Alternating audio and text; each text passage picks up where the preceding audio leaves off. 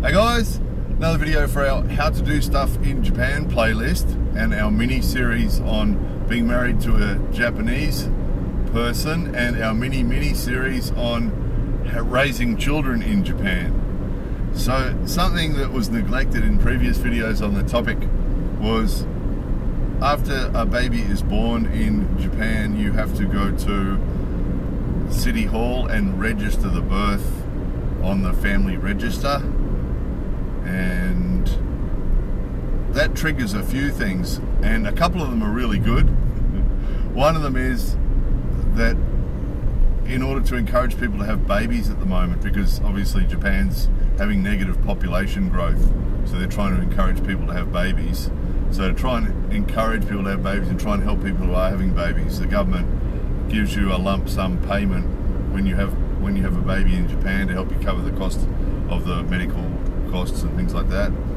So it's about a couple of $1,000, equivalent to a couple of $1,000, and then every month you get a payment from the government. And this is irrelevant to your income or anything else. You get a payment from the government every month for each child that you have.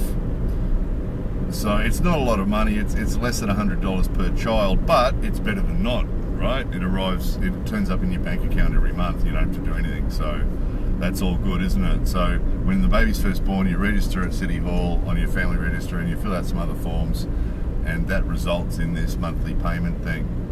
So it's a good thing. That's a good thing, of course. It also triggers a couple of other things, and that's what this video is about. We had a conversation recently with someone who's married to a Japanese person, and they were pretty unhappy because they had a phone call from Child Welfare, the Child Welfare Department at City Hall, about a month or two after the baby was born, saying that the child welfare people wanted to come and see the baby. And of course, in some countries, the only time that would happen would be if someone suspected there was something wrong with the child, or the child was being neglected, or something negative like that, or if somebody had reported something, or usually it's a negative thing, isn't it, if the child welfare department turn up at your house to check out your child. So this foreign person was not very happy about this child welfare person coming to the house. However, it is a little bit different than what it first appears. That usually within a month or two of the baby being born, you will get this phone call from the child welfare. It depends on where you live and which city hall and all sorts of things like that, but you'll usually get a phone call from the child welfare people saying that they want to make an appointment with you to come and see the child. And it's normal. They do it with every child. And what they're really doing is they are checking on the welfare, making sure the child's okay. They'll turn up and they weigh the baby and measure it and check out its health and its heart and its breathing. It's, just do all the sort of usual checks that doctors do on babies. In actual case, it's some sort of nursing sister usually, and just check out the general welfare of the child and the health and nutrition and all that sort of thing, and have a bit of a chat to the parents about any problems they might be having with the child and that sort of thing. And it really is supposed to be a positive thing.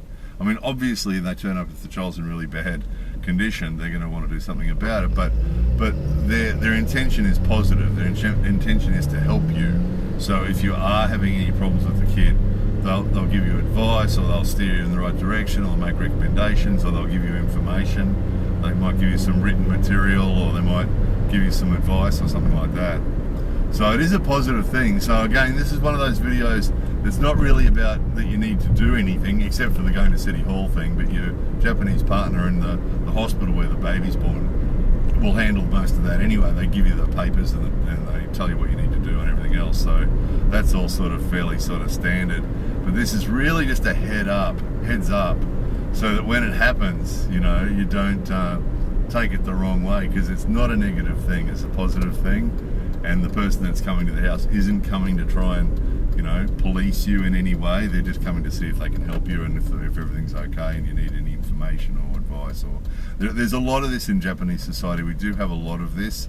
It is sort of geared for, Japanese society is sort of geared for advice and being guided and being told what to do. Not told what to do, but given information. That's the way they see it. With this whole, there's always a sensei or a senpai or somebody above you, and there's lots of that when you have kids here. There's lots of that. There's all sorts of people at the hospital and all sorts of people at the clinic, and all sorts of people who who are all considered to be sensei, you know, even the nursing sisters and so on, they still call them sensei. And usually if your partner's Japanese, your partner will take everything that they say as being gospel, and they're used to being told, you know, given information and following it. We had a kid sick this week, and little bit of a fever, nothing severe, a little bit of a fever and nauseous, throwing up, and the doctor gave some sort of fairly odd advice about what to eat and drink and so on for the next couple of days. It's sort of over the top, really. The kid recovered really quick and is running around all fine and groovy now, but we still have to follow this advice that Sensei gave us about what to drink and what to eat and what not to do, and it's a bit over the top, and it's a bit sort of, you know, a bit strange. We've got another video coming up in the future about voodoo in Japan, because some of the stuff that we get told to do here verges on voodoo. So we think it'd be a funny video sometime in the future to make a video about voodoo in Japan. And it's going to be about the medical situation and the advice that we get given and some of the beliefs that we have here. But it's just what you hear. It's what you get told, and quite often everybody's telling you the same thing. They all believe the same thing, and quite often it's totally different from what the people believe outside this small group of islands that we live in. But we, you know, if you've got a Japanese partner, you'll be expected to follow most of it. But the main point of this video was to help you avoid any sort of bad vibe over that welfare person visiting your house. So if you do happen to be married to a Japanese person, you do happen to have a baby in Japan, when you hear that the welfare person's coming, and when you translate it into English and you realise it's child welfare, and you hear that they're coming to your house, don't freak out. Don't freak out.